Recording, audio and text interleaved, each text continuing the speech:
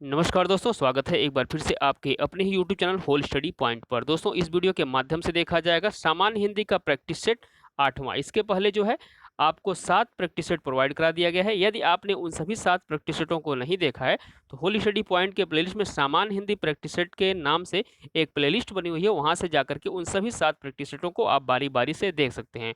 दोस्तों, जो एमएड प्रवेश परीक्षा से संबंधित सामान्य हिंदी का प्रैक्टिस सेट आपको प्रोवाइड कराया जा रहा है, वह प्रीवियस ईयर के जो क्वेश्चन पेपर है उसी के अकॉर्डिंग जो है क्वेश्चन को प्रत्येक क्वेश्चन को मेंशन किया जाता है हमारे प्रैक्टिस सेट में, और जो सिलेबस है उसी के अकॉर्डिंग जो है प्रश्नों को शामिल किया जाता है। तो दोस्तों, बने रहिएगा इस सेशन के अंतर्गत शुरू से लेकर के अंत तक।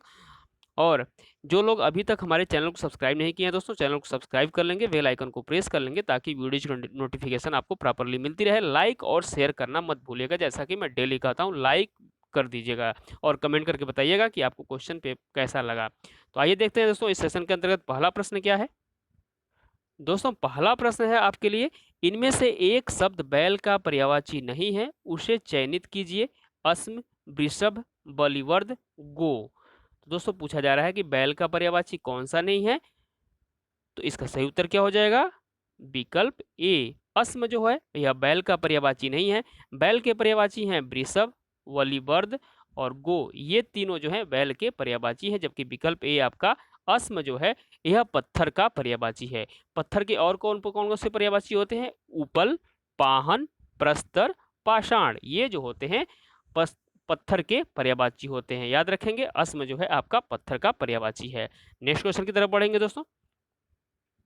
कमेंट करके बताइएगा दोस्तों कि आपके कितने क्वेश्चन सही हो रहे हैं। ठीक है, तो देखिए नेक्स्ट क्वेश्चन है कि सुनीता के बच्चे घास फूस की तरह बढ़ रहे हैं। उपर्युक्त वाक्य में प्रयुक्त घास फूस शब्द में समास होगा। तो पूछा जा रहा है कि जो घास फूस दिया गया है वह कौन सा समास है?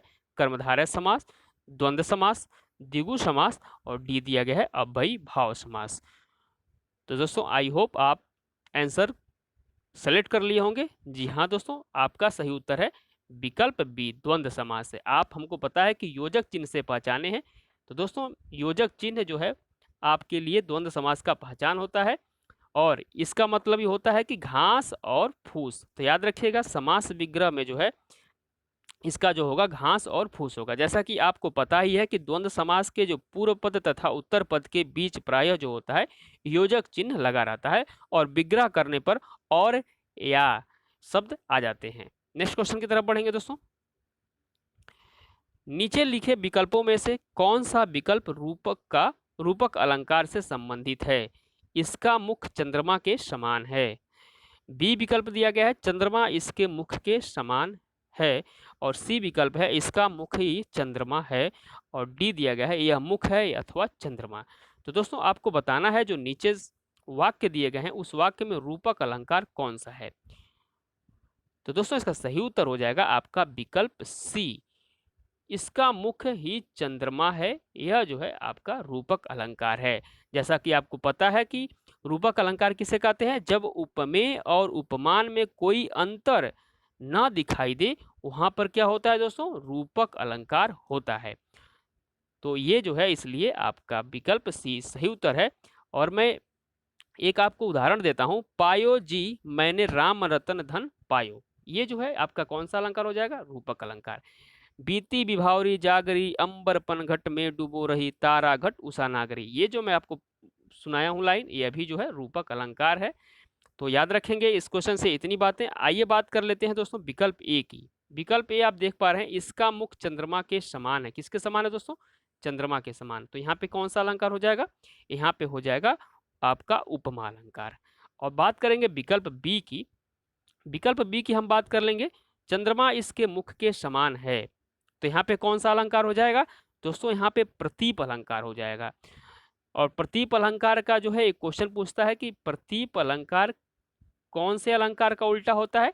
तो उपमा अलंकार का जो उल्टा होता है वह प्रतीप अलंकार होता है। अब विकल्प हम डी की बात करें दोस्तों, यह मुख है अथवा चंद्रमा। तो देखिए दोस्तों, यहाँ पे क्या है? आपका संदेह है, तो यहाँ पे संदेह अलंकार है। तो इतनी बातें इस क्वेश्चन से याद रखेंगे दोस्तों। देखिए नेक्स्ट क्वेश्चन क्या है, उस काल मारे क्रोध के तन कांपने उनका लगा, मानो हवा के शोर से सोता हुआ सागर जगा। इस उद्धरण में कौन सा अलंकार है? अतिशयोक्ति अलंकार, उपमा अलंकार, उत्प्रेक्षा अलंकार और डी दिया गया है दोस्तों रूपक अलंकार। तो क्या होगा यहाँ पे? तो दोस्तों जैसा कि आपको पता हो गया कि मानो आपको मिल गया, तो यह कौन सा अलंकार होगा? उत्प्रेक्षा अलंकार। दोस्तों जब उपमेय में उपमान की संभावना या कल्पना की जाए वहां पर क्या होता है? उत्प्रेक्षा अलंकार होता है।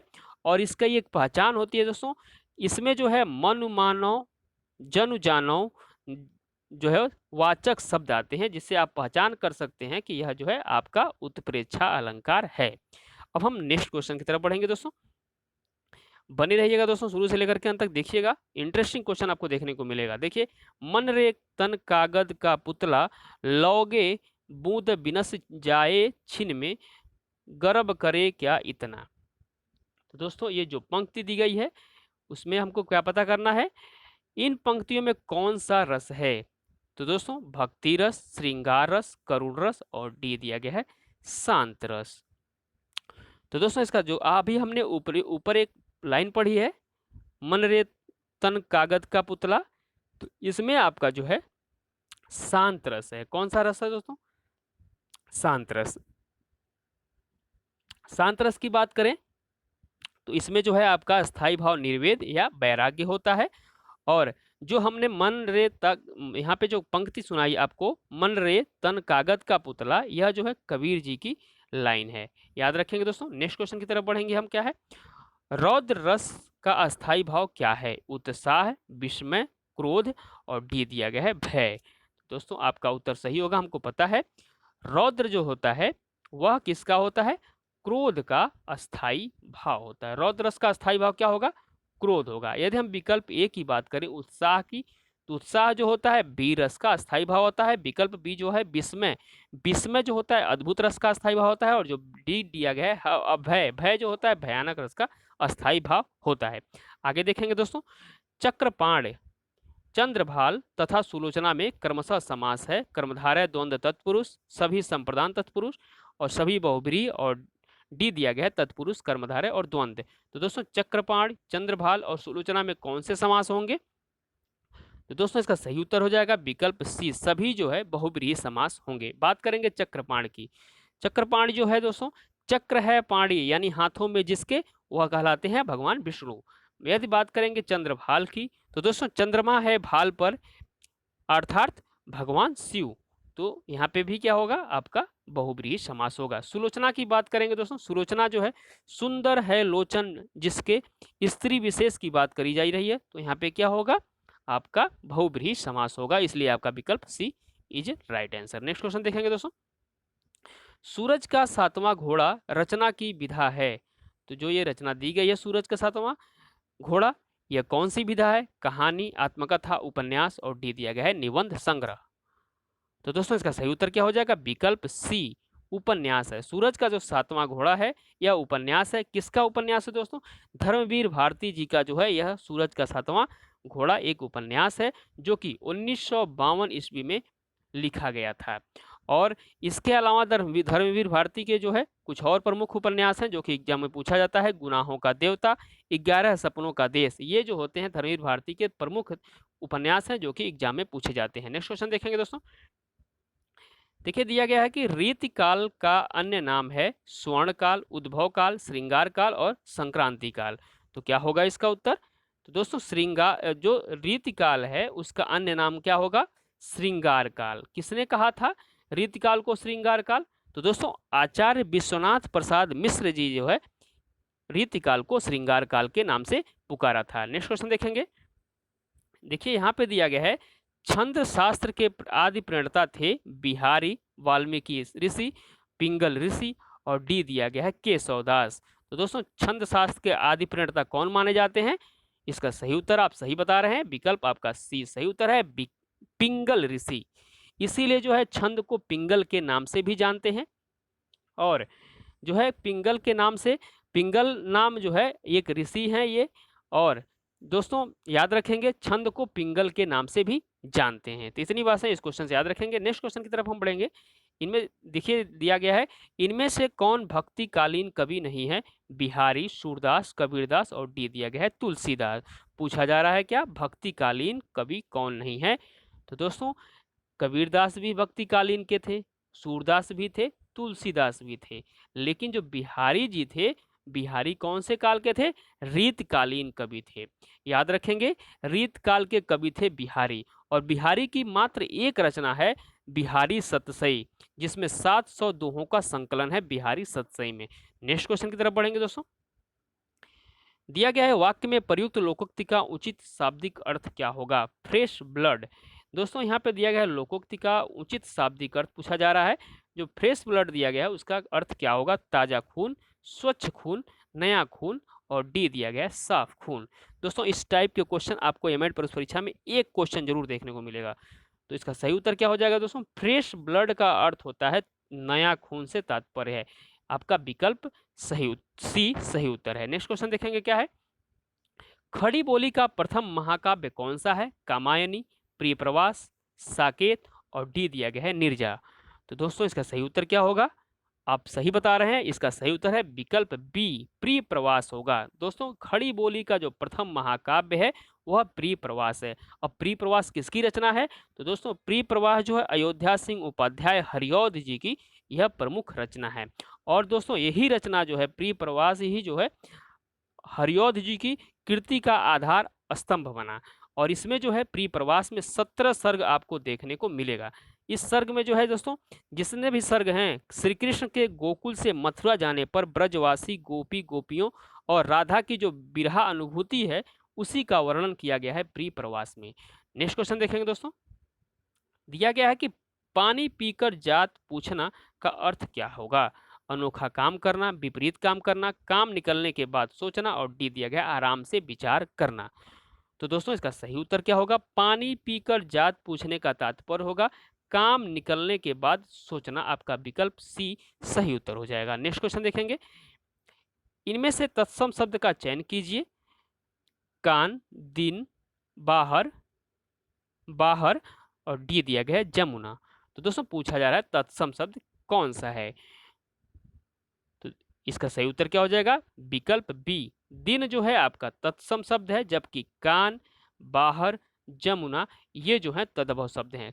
कान का तत्सम कर्ण होता है, जमुना का यमुना होता है, बाहर का बहिर होता है। नेक्स्ट क्वेश्चन देखेंगे दोस्तों। दिया गया है भूदर्भ का संधि है भूधन ध्व, भूधन उधर्व और भूधन ध्व और भूधन व। तो दोस्तों इसका संधि विच्छेद क्या होगा? तो भूधर्व का जो संधि विच्छेद होगा दोस्तों विकल्प आपका बी सही उत्तर है, भूधन उधर्व होगा। तो क्या होगा दोस्तों? भूधन उधर्व। देखिए दोस्तों भू ऊ आ रहा है बड़ा ऊ और उधर्व ऊ आ रहा है। यदि हम इसको दोनों को मिला देंगे तो आपका हो जाएगा बड़ा ऊ। और यह कौन सी संधि हो जाएगी दोस्तों? दीर्घ स्वर संधि है भूधर्व में। नेक्स्ट क्वेश्चन की तरफ बढ़ेंगे। पूछा जा रहा है कि अरविंद शब्द का पर्यायवाची शब्द बताइए। कमल, गुलाब, कल्पवृक्ष, केवड़ा। तो दोस्तों अरविंद शब्द का पर्यायवाची शब्द क्या होगा? आपका सही उत्तर है विकल्प ए, कमल जो है अरविंद शब्द का पर्यायवाची शब्द है। आइए जानते हैं कमल शब्द के और क्या उन कौन से पर्यायवाची हैं। तो दोस्तों जलज, पंकज, नीरज, अंबुज, सरोज ये जो हैं आपके कमल के पर्यायवाची हैं। नेक्स्ट क्वेश्चन देखेंगे। दिया गया है कि तिमिर का विलोम शब्द है प्रकाश है, आलोक, ज्योतिर्मय और डी दिया गया है आभास। तो दोस्तों तिमिर मीन्स होता है अंधकार। आई होप आप अब आंसर पा गए होंगे। तिमिर का अंधकार होता है, तिमिर मीन्स होता है अंधकार। तो आपका तिमिर का विलोम क्या होगा? विकल्प बी आलोक। क्या होगा दोस्तों? तिमिर का विलोम शब्द होगा आलोक। याद रखेंगे, वेरी वेरी इंपॉर्टेंट क्वेश्चन है। नेक्स्ट क्वेश्चन देखेंगे। जो अपने कर्तव्य का निश्चय न कर सके इस वाक्य को एक शब्द में कह सकते हैं द्वंद्वग्रस्त, भ्रमित, की कर्तव्य विमूढ़ और दुविधाग्रस्त। तो दोस्तों जो अपने कर्तव्य का निश्चय न कर सके उसे क्या कहते हैं? तो विकल्प आपका सी सही उत्तर हो जाएगा कि कर्तव्य विमूढ़ कहते हैं जो अपने कर्तव्यों का निश्चय न कर सके। नेक्स्ट क्वेश्चन देखेंगे दोस्तों। लास्ट क्वेश्चन है ये। ऐसा कवि जो तत्काल रचना करता हो उसके लिए एक सही शब्द क्या होगा?